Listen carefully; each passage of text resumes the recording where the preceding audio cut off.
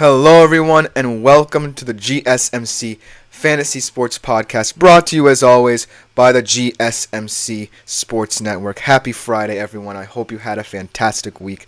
And let's just have a show where we close out the week in a nice, good fashion and just go into the weekend better than ever, and we'll be back next week with even more fantastic content. But today's show should be a fantastic week concluder for y'all.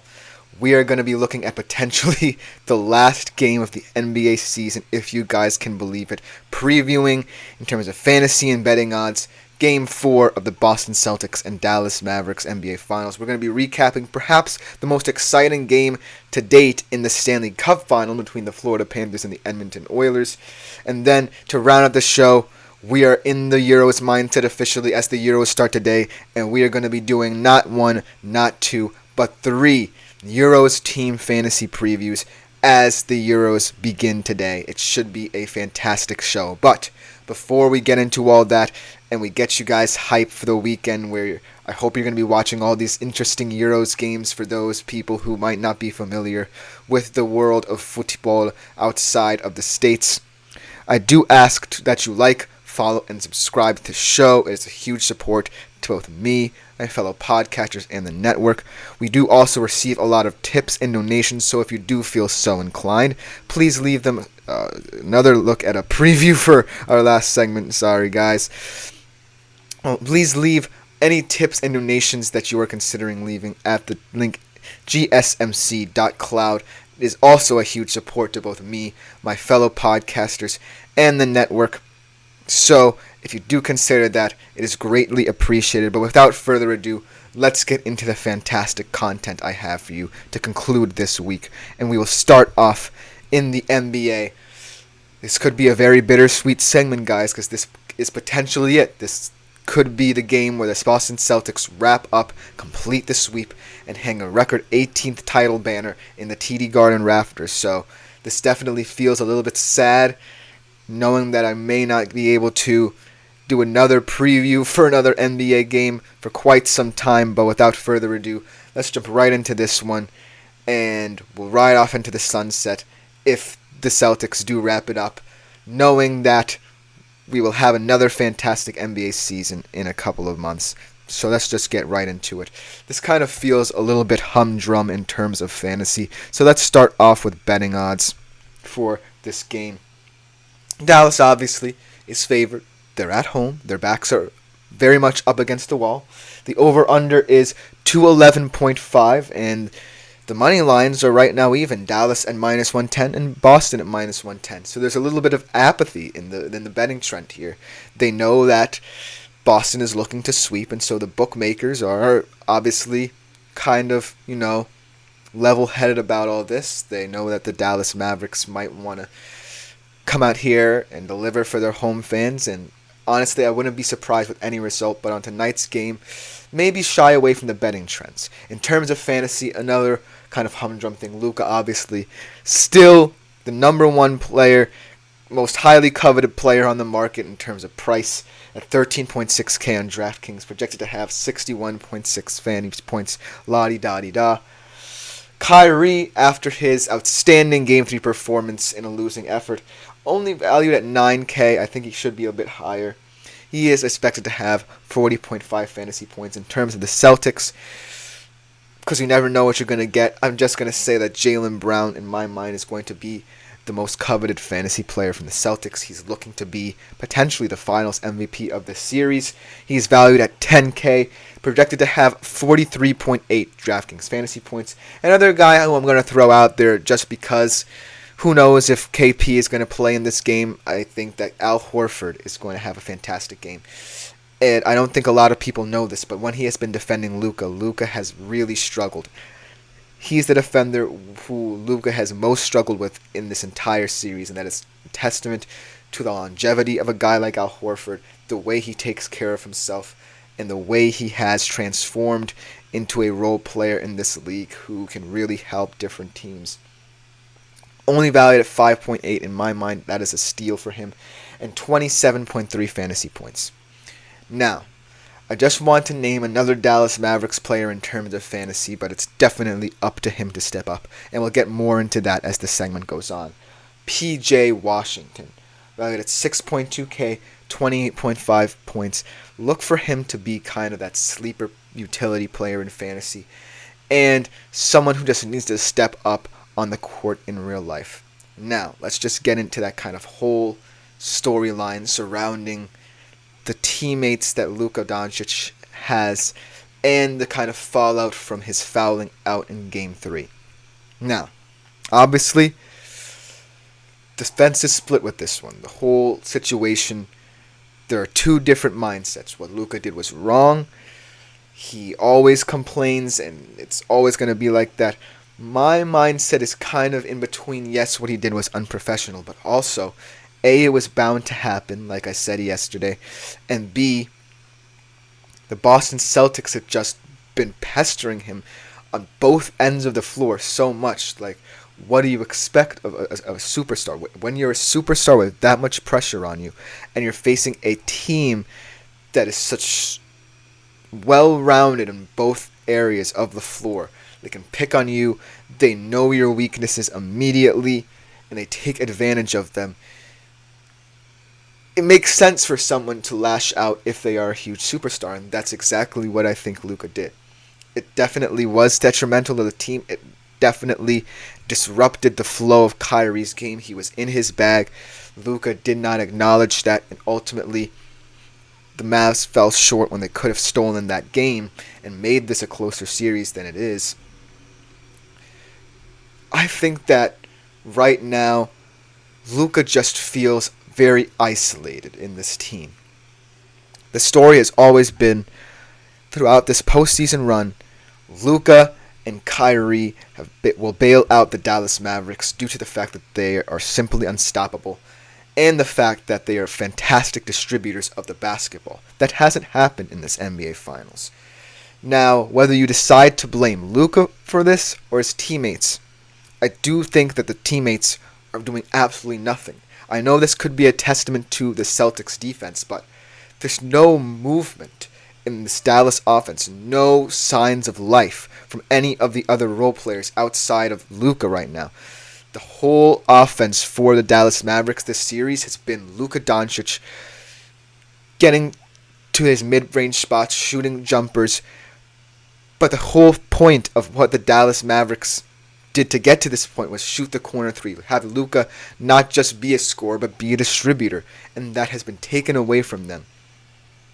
And so the huge question in my mind is, does Luka deserve to be frustrated, or are his teammates frustrating him? Because right now Luka has definitely done all he can to bail out his teammates. Now I think the teammates need to step up, and we saw that with Kyrie Irving, who is kind of a different story in his own right, where he had a huge Game 3 and Luka kind of let him down, and Kyrie was trying to be the reasonable one in that situation.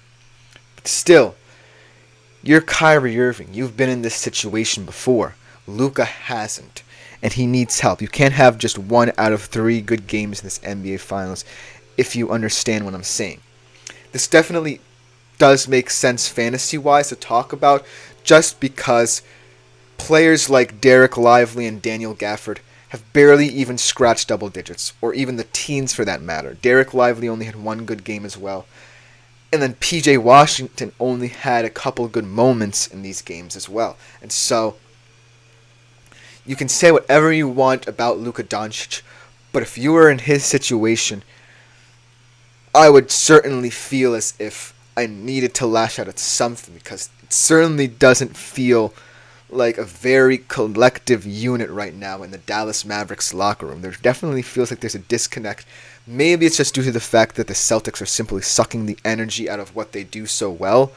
But still, Luka Doncic has time and time again proven that he can, outside of all his complaining about fouls, be a superstar in this league. He is in the NBA Finals for the first time in his career, and ultimately he is going to learn from this situation. He's going to learn from the experience of being beat by a far superior team. But I just want to see some effort from his teammates. when you're in the NBA Finals, you're not just playing for pride right now. You are playing as a collective. You need to play as a collective unit. In terms of the Boston Celtics, that is what they're doing. Jason Tatum and Jaylen Brown don't care about how many times they foul people. They don't care about the shot creation they get. They care about, hey, if we're cooking, we're cooking. Because we can be one of the best duos in the league when both of us are on our games. But if we're not, let's get other people involved. They are constantly moving the ball, confounding and confusing this Dallas defense. And that's part of Luka's frustration. But his frustration is warranted when we consider the fact that the Boston Celtics, unlike the Dallas Mavericks, irregardless of whether or not their stars are having a good day, are being the better team. They're being the bigger team right now. They are being reasonable. They refuse to die in this series like we saw when the Mavs had a furious late surge and then somehow the Celtics got it together and won that game. We are seeing that right now the Boston Celtics are hungrier. Obviously, I hope that Luka learns from this experience and takes it with him as he progresses throughout his career and hopefully gets to more finals, because I definitely think that he can. But as of right now, the Boston Celtics are just absolutely dominant.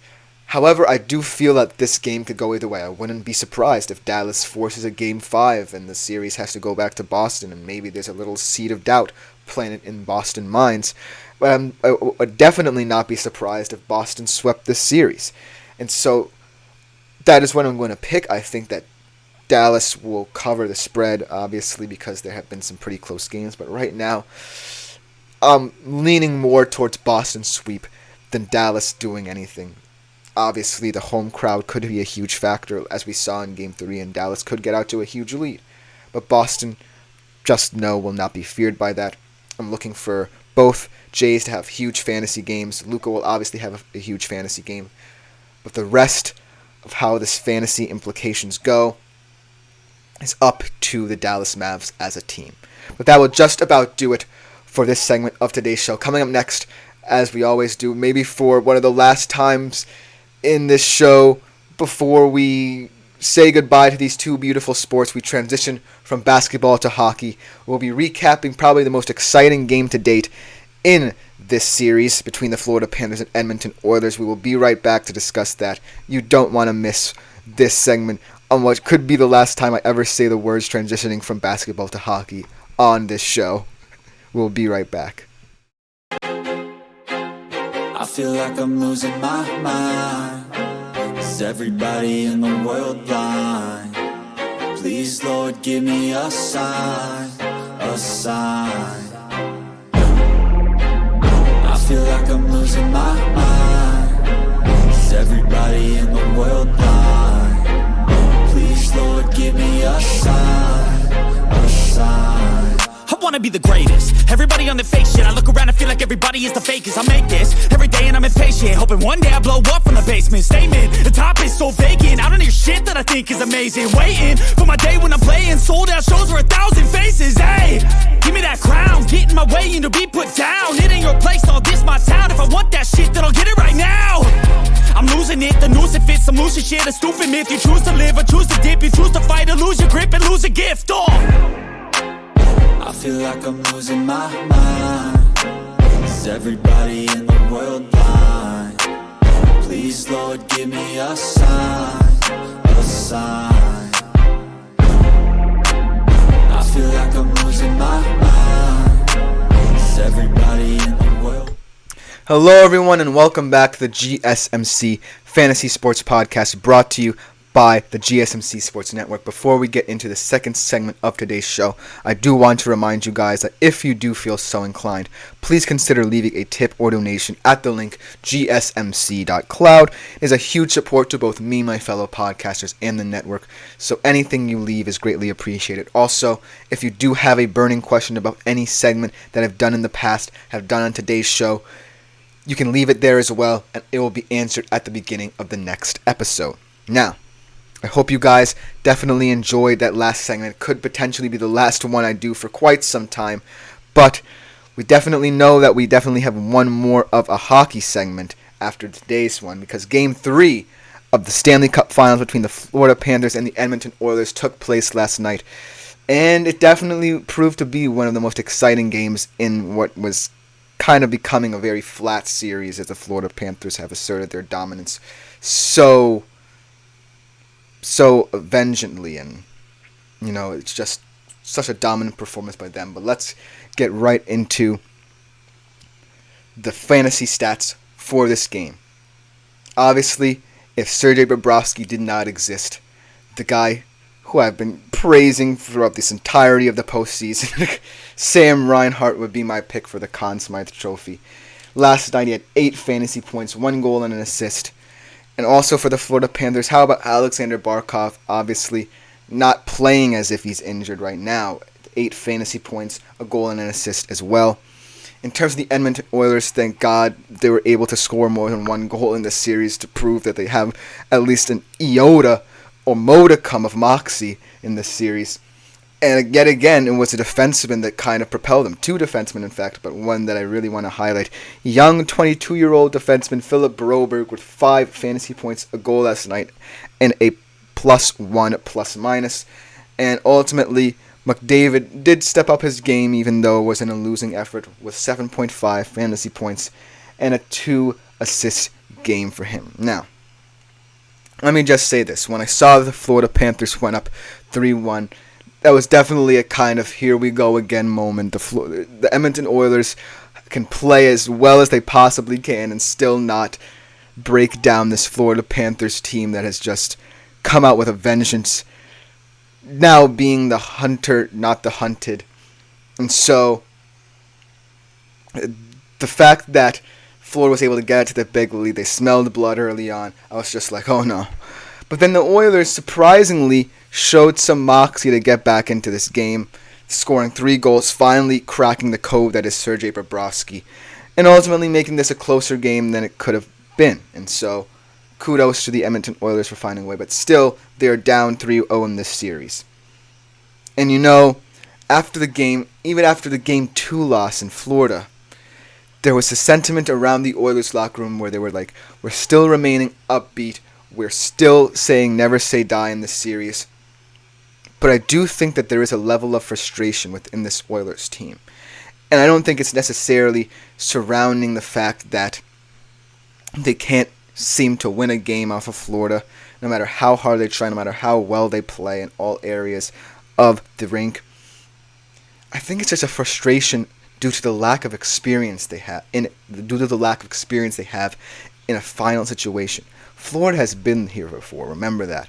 The Edmonton Oilers feel like they should have been here much earlier, but they just feel like they're out of their depth right now. And I don't necessarily see a path forward for them to get back into this series. I think they could potentially steal Game 4, maybe because of the Edmonton home crowd and the atmosphere they were able to create last night. But right now, I definitely feel that even though they're trying to keep a happy atmosphere surrounding the team, try and keep an upbeat mood centered around their team structure, I just feel like the Florida Panthers are just one step ahead of them at every turn. Okay, congratulations, you got 3 goals past Sergei Bobrovsky. We got 4 past your defense. And it's just coming down to the fact that the Florida Panthers right now just know who they are as a team. They're no longer the team last year who, as the 8th seed, shocked so many people and then in the finals just completely fell apart because everyone was just injured for them. They weren't healthy. They weren't playing up to their full potential. And so, this year, they just came up with a full-on vengeance, swept through the Eastern Conference, and now we're seeing the finals, the true might of this team. And kudos to them for just absolutely not giving into the narrative surrounding Edmonton Oilers and their star talent, and just being who the Florida Panthers have been all season long. And that is the best team in the NHL. And so, I feel like the narrative surrounding why I feel there is a frustration surrounding the Edmonton Oilers right now is kind of because in this series, the main goal production for the Edmonton Oilers has come from their defensemen. And not necessarily saying that their defensemen have played horribly offensively, because they have been some bright spots in terms of how Chris Knoblauch has experimented with them in terms of their offensive production and defensive output as well, protecting Stuart Skinner, who's looking kind of rough right now. But the Florida Panthers are just taking advantage of when the Edmonton Oilers let their guard down. We saw that in Game 1 when Edmonton really could have taken that game. I could be sitting here right now saying that the Edmonton Oilers are 2-1 up in this series. That's how crazy and volatile the series could have been. The Florida Panthers are proving, hey, you haven't been here before. You can have all the stars. You can have Connor McDavid, Leon Draisaitl, Evan Bouchard, who stepped up in this postseason. But we have the team. We have the knowledge of being in this position last year, the knowledge of being heartbroken, and the knowledge of coming out and having that vengeance and just taking it to every single team we face this year. And it's coming to fruition for Florida. In terms of Edmonton, yes, I do think that there are bright spots in the way they play, especially in this finals, but it's just not connected. That's the difference in the series. The word that comes to mind when I think about this series is intention. The Florida Panthers right now are doing everything with a purpose. They have a mindset instilled in them of just dominating the game both offensively and defensively in both zones of the rink. And the Edmonton Oilers are just lacking in that intention. Yes, last night I was kind of shocked by this level of grit that they showed in attempting to come back. But that just goes to show the Florida Panthers are already one step ahead of them. You score one goal, the Florida Panthers have already scored a goal to take a 2-goal lead, so it really doesn't matter. Do you see where I'm getting at? I kind of feel like the Edmonton Oilers right now lack purpose. They lack the knowledge of knowing who they are as a team. And I think that's really affected them, especially in these finals, when the Florida Panthers are like, hey, what are you going to do about our offensive output? What are you going to do when our team as a whole collective unit is pressing you? Edmonton showed that they can score goals, but it's not about scoring goals. It's about coming out and knowing you have a duty to your team to deliver for them. It's that level of self-belief that I still think is lacking in an Edmonton Oilers squad who have made some deep playoff runs in the past, but are certainly lacking that kind of self-awareness of knowing where they stand in the National Hockey League. They are definitely one of the premier teams, and I think they can get back to this point. Their championship window, as rapidly as it could be closing, is still open, ajar enough for them to get back to this point, much like the Florida Panthers have done. But right now, the Edmonton Oilers look passive. They look stationary. I know that's kind of weird saying that after a 3-goal performance from them, but it's just that the Florida Panthers right now believe in themselves, and I can't say the same of the Edmonton Oilers. But that should just about do it for this segment of today's show. It's kind of bittersweet, very kind of sad, knowing that this could be the last transition I have between basketball and hockey for quite some time. But I hope you guys enjoyed it for what it was. And if it's the last one, so be it. We'll have to accept that. But coming up next, today is a very special day. The start of the European Championships in Germany, as Germany kicks off against Iceland. But we are not previewing them because we previewed them yesterday. But we are previewing 3 very special teams in this tournament: Spain, Portugal, and the Netherlands, respectively. You don't want to miss those segments. I highlight some fantastic players, some breakout stars. It should be a great end to a Friday afternoon show. Looking for your daily fix of sports talk without having to pay for it? GSMC Sports Network is available on YouTube. Just search GSMC Sports Network. Get your fix of daily sports talk shows on YouTube, absolutely free. NFL, college football, NBA, MLB, MMA, UFC, fantasy football, and so much more.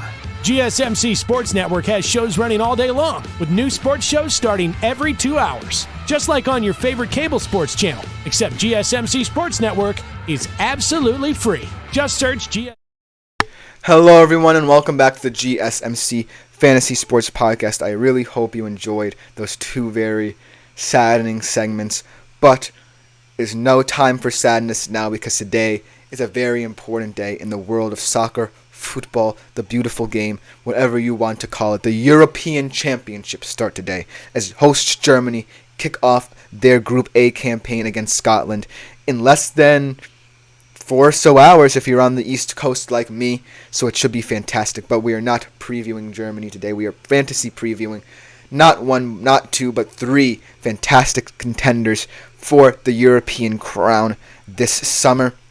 Spain, Portugal, and the Netherlands respectively.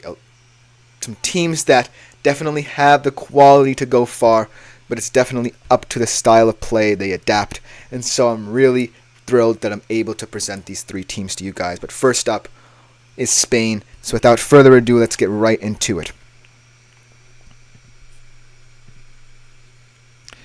Now, Spain is one of those teams that in my mind really want to adapt a certain brand of football. The reason why they have been one of the most dominant sides in world football over the past couple of decades is the fact that their tiki-taka style of football has been so attractive to watch, and ultimately it hasn't really mattered that they never really had that one true striker who is just a target man that they could rely on always. Now we're starting to see that problem seep in. However, they do prove to be one of the most exciting midfields in this tournament, and I'll tell you why in a minute. But without further ado, let's just jump right into what makes this Spain squad so special. It all starts and ends with a man who is metronomic in the midfield. He always refuses to lose whenever he starts, as we saw with one of the most historic runs without losing in the history of the Premier League and the Champions League. He is just such a pivotal player to a Spain squad. He could be the difference maker for them in a tough group and in a tough knockout stage.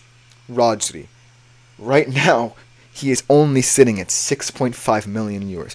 For a guy who I expect to be, at the very least, top 5 in Ballon d'Or voting, that is disrespectful what the Euros are doing to this man because he is such a fantastic player. He is the difference between winning and losing, quite literally. Rodri is going to be someone who is going to just be a leader for this kind of transition in a Spanish mindset from a team that wants to constantly pass you to death to one that really wants to score and go far in this tournament.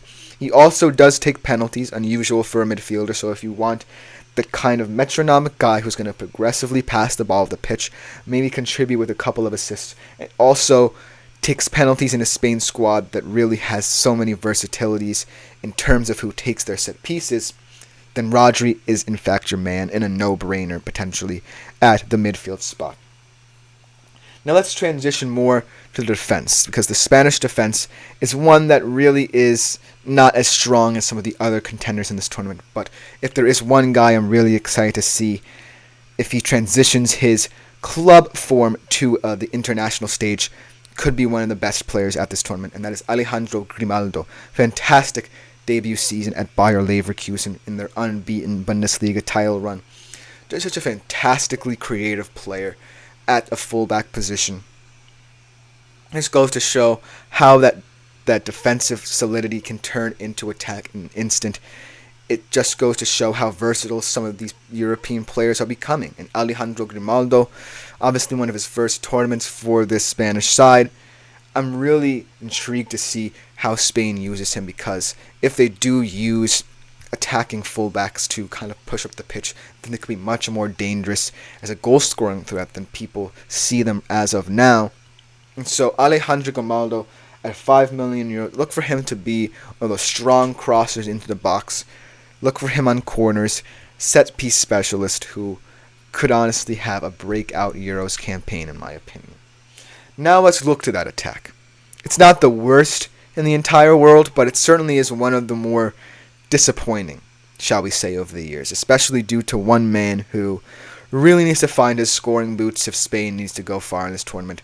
A much maligned, controversial kind of striker in Alvaro Morata, who is at 8.5 million, a little overrated in my opinion, but I can kind of see where he can have a tournament that people will be pleased with. He is very risky, in my opinion, especially if you're someone who wants to build from the front. I don't necessarily think Alvaro Morata is your man. However, I think this whole Spanish mindset definitely helps him, because he can get integrated into the team more. He's not necessarily going to have to be the focal point of what they do attacking-wise. And he could play and drop centrally and maybe even score some assists for your fantasy squad. He's not necessarily the biggest goal-scoring threat as we've seen in the tournament. In fact, he doesn't necessarily have that whole scoring mindset. It's just this industrious kind of quality about him that maybe is the reason you pick him up, due to the fact he's unlike any center forward in this tournament. And I really think that he doesn't necessarily have to be. He definitely can contribute, as we've seen off the bench in the past for a Spanish squad who might struggle later to games to find that goal-scoring threat. And so, potentially in the knockout round, should Spain get there, Alvaro Morata could become a bit more appealing. But as of right now, I still think he's a bit too risky. A guy who I'm really high on is risky, but I think can actually produce for the Spanish attack, Dani Olmo. I really love Dani Olmo as a player, still young in his prime. Just a fantastic winger. One of the most underrated RB Leipzig players right now, in my humble opinion. Just due to the fact he can score goals in bunches. He has a couple of hat-tricks in his career. It's just due to his creative flair. Spain certainly needs someone in that attack who's going to say, hey, I'm going to take over, I'm going to cut inside and shoot, and Dani Olmo can be that guy. Whichever wing he plays on, look for him to have a very, very intriguing Euros campaign. We'll see if he can find his goal-scoring shoes, because when he does, he's one of the most dynamic players in the world. And so, Dani Olmo, right now, 7.5 million. If you want that creative spark, Dani Olmo's your man. Another guy, the youngest guy on the Spanish team, and potentially in the history of the Euros, if he does get enough minutes, Lamine Yamal. Lamine Yamal has been a huge breakout star, graduating La Masia a short time ago and completely rejuvenating this Barcelona squad. One of the reasons they made that deep run into the Champions League. And he's just, for someone so young to just have that poise, is what really impresses me. We've seen it in the past with a lot of different players who will also be starring at this tournament. But the thing about Lamine Yamal is that in a Barcelona system where they were really struggling to find a particular identity under Xavi Hernandez as he ended his Barca career as their manager, Lamine Yamal really showed the potential and future of this Barcelona squad as they make that transition. He's going to be a huge part of how they rebuild. And it's going to show at the Euros, because he also might be coming on in a situation where Spain might need to score a couple of goals. So look for him to be that spark plug for them should they need him off the bench. But as an overall recap of what I think of this Spain team, I really think that the Spain team is a bit underestimated because of the fact that they're one of the only teams in recent history to go back-to-back in the European Championships. They have the pedigree, they have the quality, they potentially have the best player in the world playing for them in Rodri, who can really help in that midfield.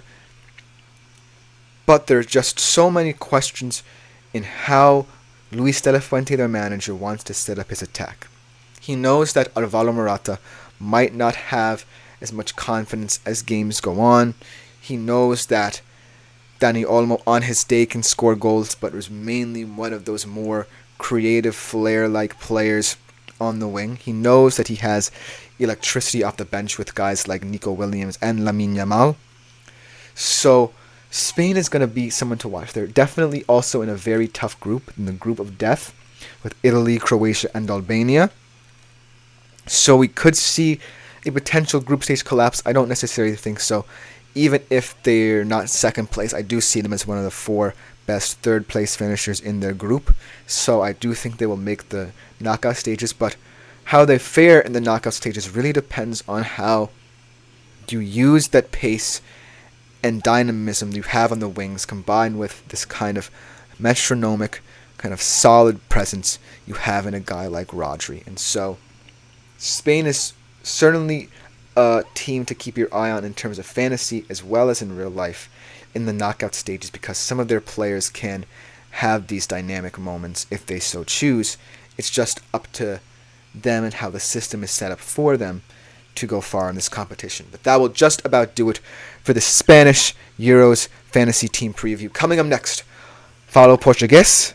I don't know, but we are going to be previewing Portugal as our next team for this Euros fantasy preview. You don't want to miss this because there are big names, and one of the biggest names in world football I'm going to discuss in this Euros fantasy team preview, and you definitely don't want to miss that, do you? We'll be right back.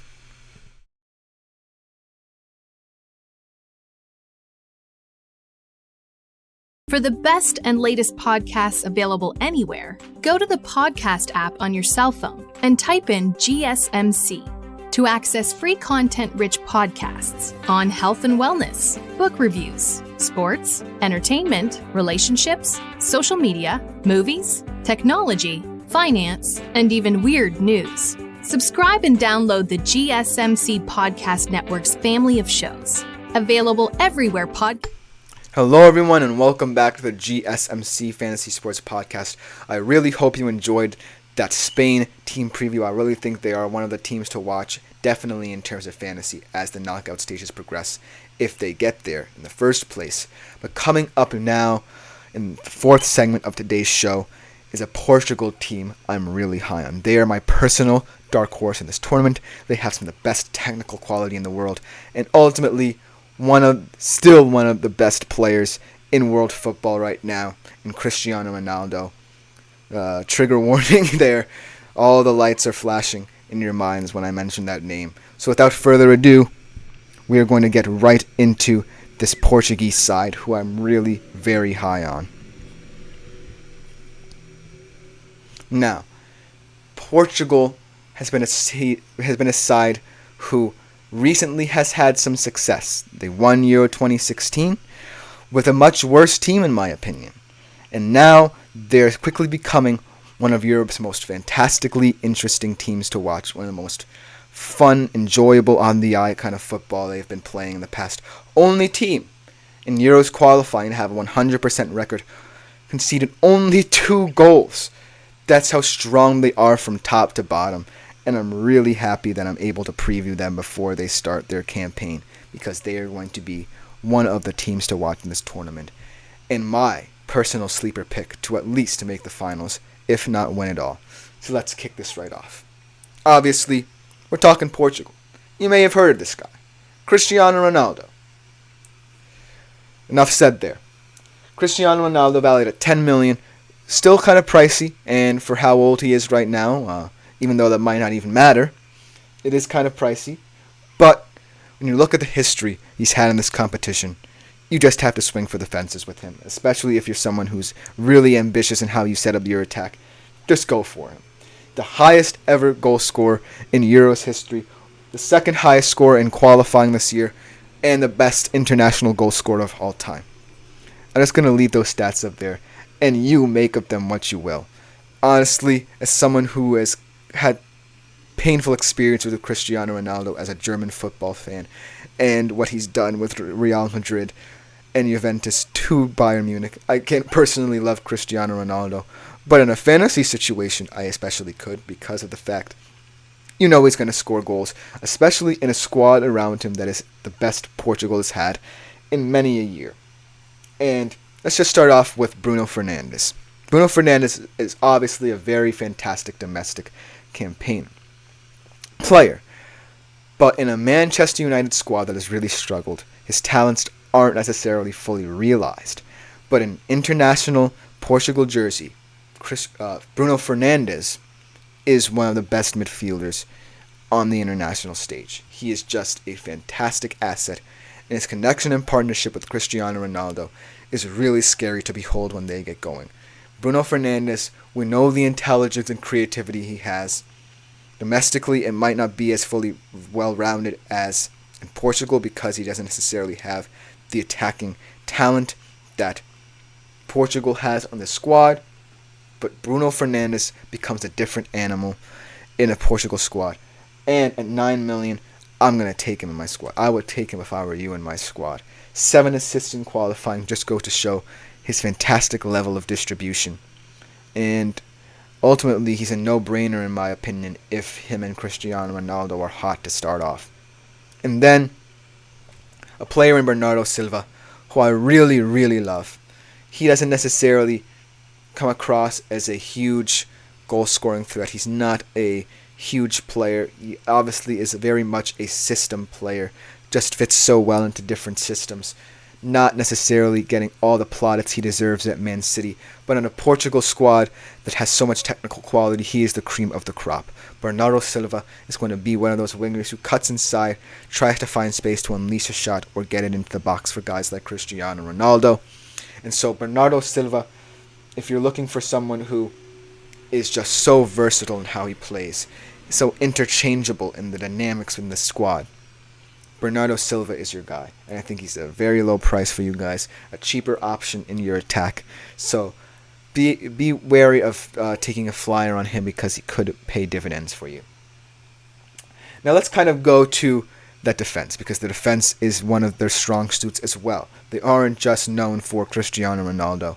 They are known for their potency in defense, and it all starts with Ruben Dias.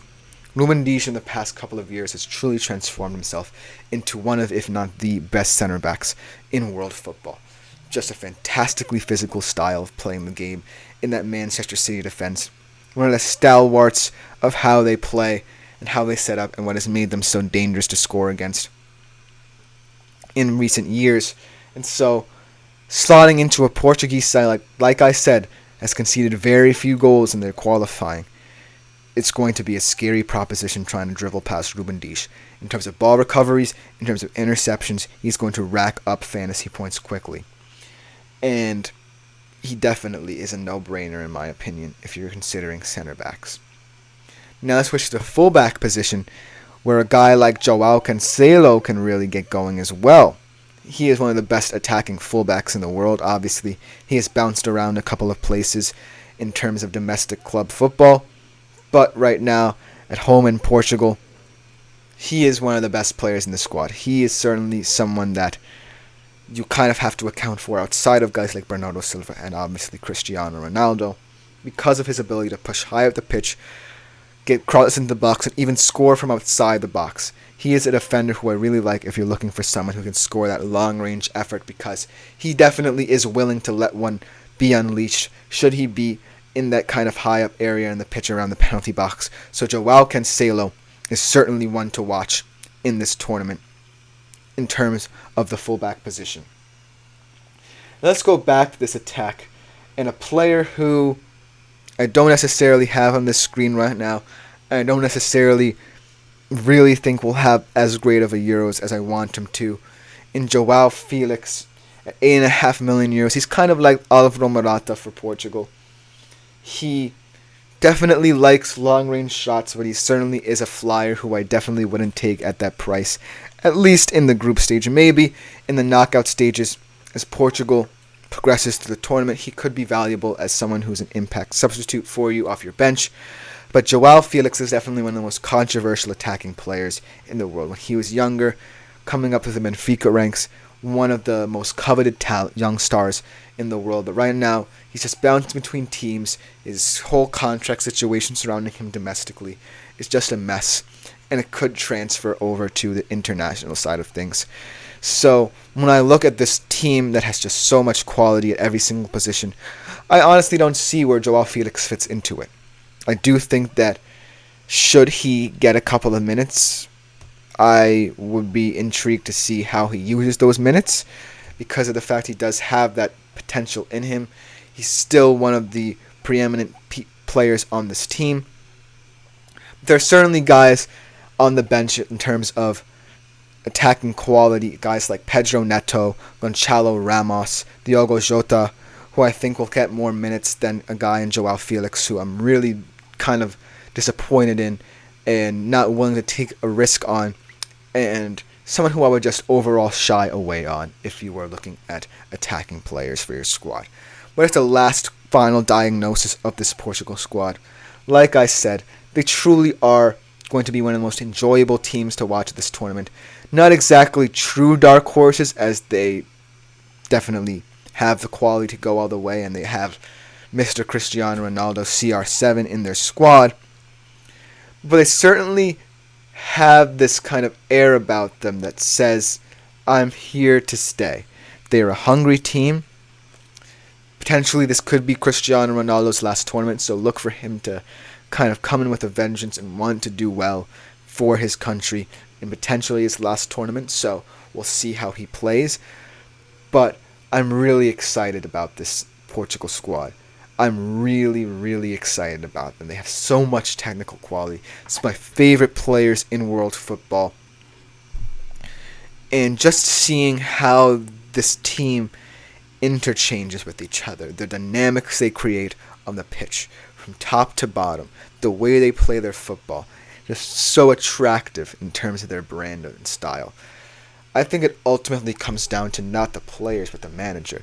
Roberto Martinez, no matter how well he has played throughout qualifying as their new manager, he has been much maligned for not necessarily finishing the job. Obviously, with Belgium and their golden generation, he kind of failed to deliver any major trophies for them. And so, coming to a Portugal side that has seen success in the European Championships in the past, the pressure is definitely going to be on him to kind of give these players a certain freedom, because they know that they can do it again, and it's ultimately going to be up to how they set up and how Roberto Martinez manages these talented group of players. It certainly is one of the most talented groups he's ever had. And so, ultimately, I think that Portugal can make the final, maybe even the semi-final, but that's a lot of pressure on them, especially in a tournament where there are a lot of different underdogs and different storylines that could emerge from there. But that will just about do it for this Portuguese Euros Team Fantasy Preview. Last but not least, on today's show, coming up next for our final segment, we're going to be previewing De Oranje, the Netherlands, one of the even more dynamic defenses in this tournament.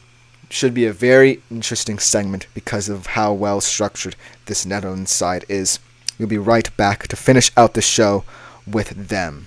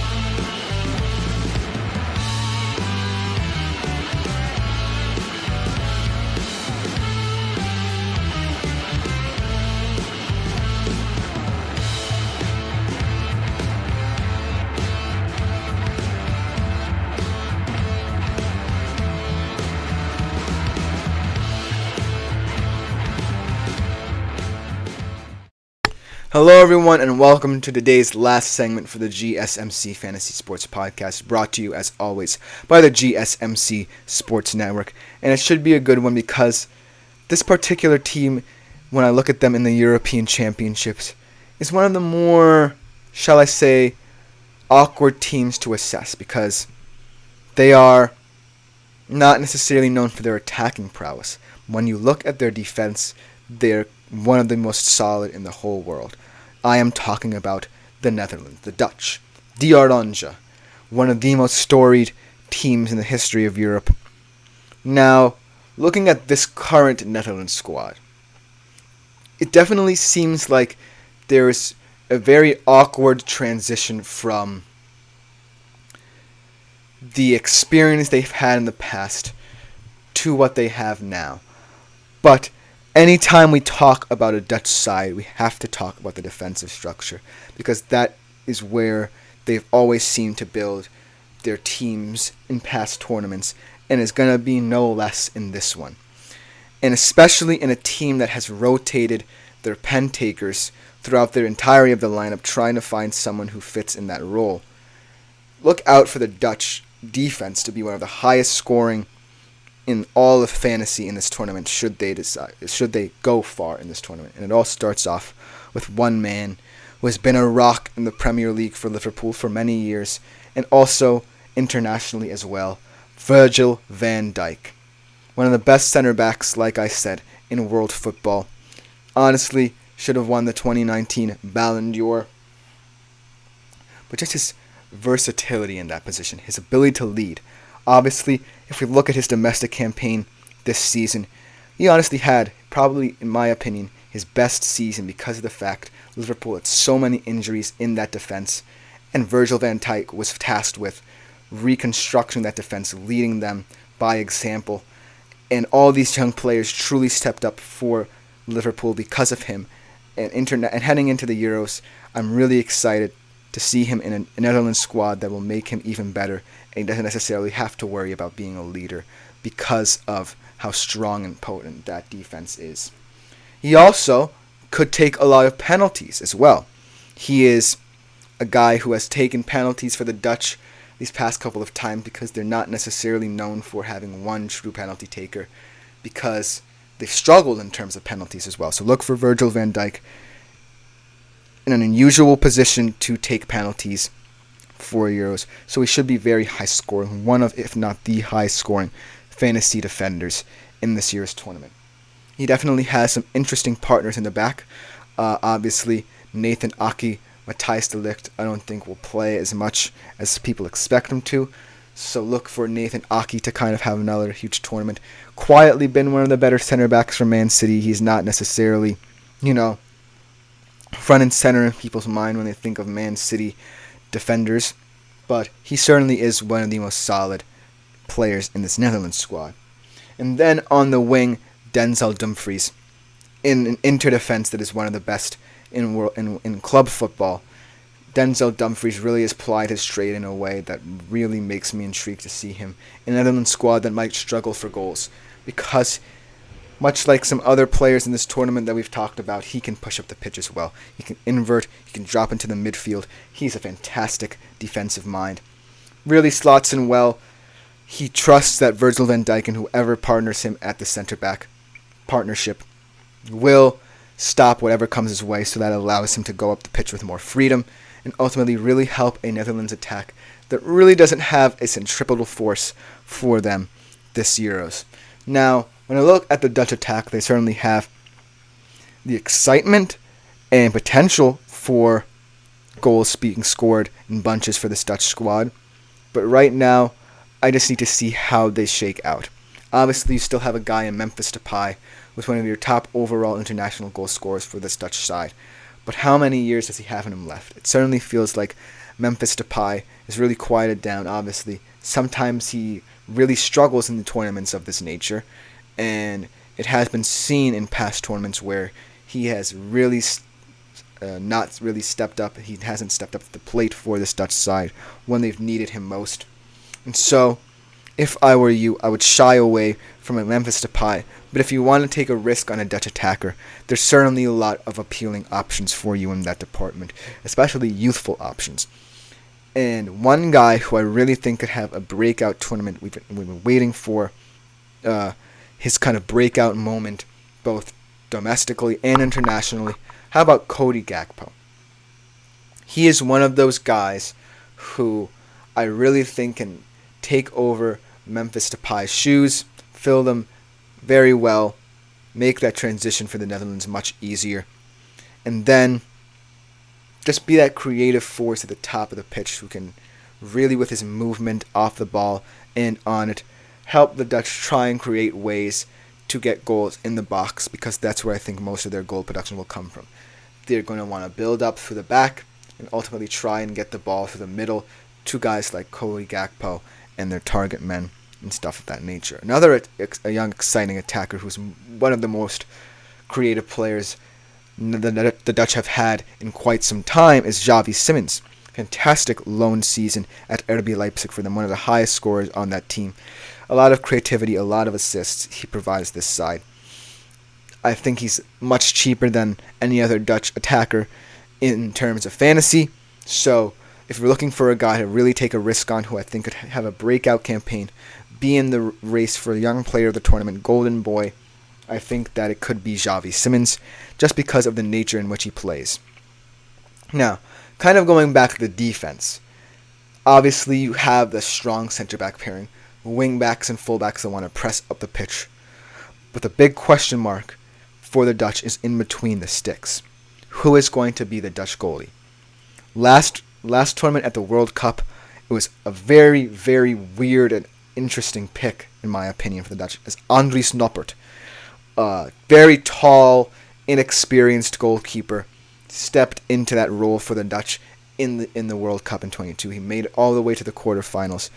Fantastic kind of one-on-one, but where he really hurt them was in terms of penalties. And say if they were in a penalty shootout, his height kind of was the problem for him, as he couldn't have that quick reflexivity that you need in terms of penalty shootouts. And so he is now not in the squad for this tournament. It's going to be a matchup between two goalies in the Premier League who are kind of underrated, in my opinion, due to the fact that they don't have the strength in terms of their back lines in that domestic kind of campaign, in Bart Verbruggen and Mark Flecken. Bart Verbruggen, in my opinion, had the better season at Brighton. I think he had some tremendous saves for them, saving a lot of goals above expectations in the top rankings in the Premier League there. And then Mark Flecken obviously had a much harder campaign, as Brentford really struggled this year. But that goalkeeping competition is really one to watch, because I do think I would shy away from Netherlands goalies because of the fact that they're not going to be relied upon as much. Obviously, whichever one emerges, they will definitely be much more appreciative of who they have in their back line. But I think that Bart Verbruggen will win out, but I don't necessarily think that he will be the reason why the Netherlands progress in this tournament. It will be up to the way they build out of the back, through their attack, through their defense. Look for Denzel Dumfries to have a lot of assists, like I said.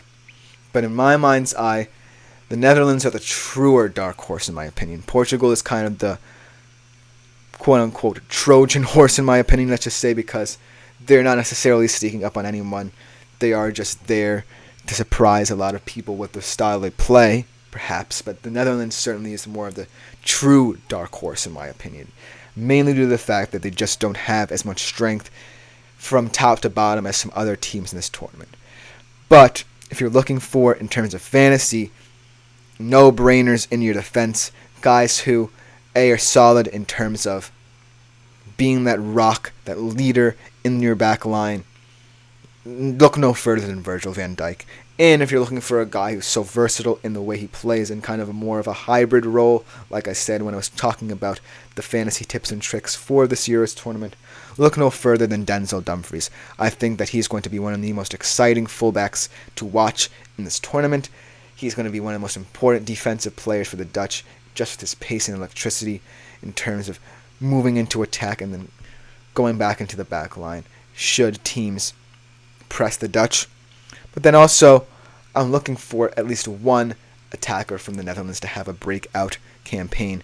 It might not be Memphis Depay as he gets up there in age, but it could be Cody Gakpo. I'm really looking for something out of him to make me go, okay, Liverpool were right to sign you, and the Netherlands are right to trust you as their striker of the future.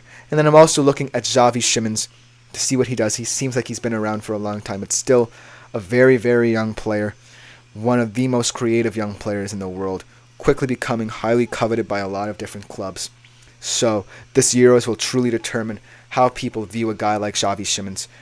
Ultimately, I'm shying away from the goalies. I really do like both of them and what they did for their respective teams in the Premier League, but they're not going to be the reason defensively that the Netherlands will go far. Ultimately, for the Netherlands, I see them exiting at the quarterfinals much like they did in the World Cup last year because they just don't have that one player who's going to step up and be a superstar in terms of goal-scoring threat. They can keep out a lot of different teams, kind of put different teams at bay, but they can't keep them out forever. And their lack of offensive depth will really hurt them in the latter stages of the tournament. But that should just about do it for today's edition of the show. Next week, it might be a bit more bittersweet as we say goodbye to basketball and hockey in a little bit, but it gives us a chance to incorporate more and more different sports into this. Let me know what you guys like and want to see on this show. We are getting into football season, and when we get into football season, it's going to be non-stop, snap of the finger stuff. It should be really exciting in these coming months.